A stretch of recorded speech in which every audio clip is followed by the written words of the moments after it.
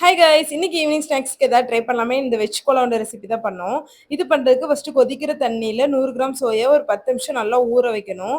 ஊறினதுக்கப்புறம் அதை இந்த மாதிரி வடிகட்டி சோயாவில் இருக்கிற தண்ணியை அதுக்கப்புறம் நல்லா பிழிஞ்சு எடுத்துட்டு இது பண்ணுறதுக்கு நமக்கு பொரிகடலை மாவு தேவை. ஸோ பொரிகளை லைட்டாக வறுத்து ஜாரில் போட்டு அதை திரிச்சு தனியாக வச்சுக்கலாம். இப்போ அதே ஜாரில் 6 பல் பூடு, ஒரு துண்டு இஞ்சி, 4 பச்சை மிளகாய், கொஞ்சம் சோம்பு போட்டு நல்லா அரைச்சிட்டு அதுலேயே நம்ம எடுத்து வச்சிருந்த சோயா ஃபுல்லாக ஆட் பண்ணி அதையும் சேர்த்து அரைச்சி ஒரு பாத்திரத்தை வச்சுக்கலாம்.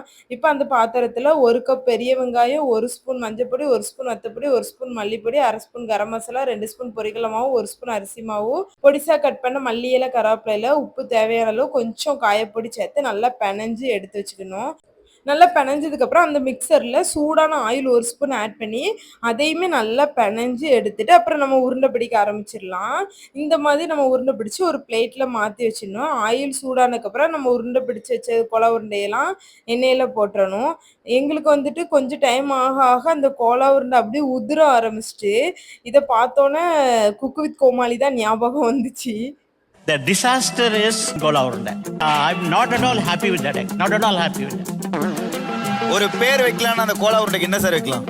ரப்பர் பந்து. இந்த மாதிரி எல்லாமே உதிர்ந்துட்டு அப்புறம் அம்மா வந்துட்டு அந்த மிக்சரில் 2 ஸ்பூன் அரிசி மாவு எக்ஸ்ட்ரா ஆட் பண்ணி நல்லா பிணைஞ்சு மறுபடியும் உருட்டி எடுத்தாங்க. அதில் நல்லாவே வந்துட்டு இதோட டேஸ்ட் வந்துட்டு எப்படி இருந்துச்சு அப்படின்னா பருப்போட மாதிரி இருந்துச்சு. வெளியில் கிறிஸ்பியாகவும் உள்ளே வந்துட்டு கொஞ்சம் மாவு வெந்த மாதிரியும். பட் டேஸ்ட் வைஸ் எங்கள் வீட்டில் யாருக்குமே இது பிடிக்கல. இதோட டேஸ்ட் இப்படி தான் இருக்குமான்னு எங்களுக்கு தெரியல. ஃபர்ஸ்ட் டைம் ட்ரை பண்ணுறோம். ஸோ ஓகேவா தான் இருந்துச்சு.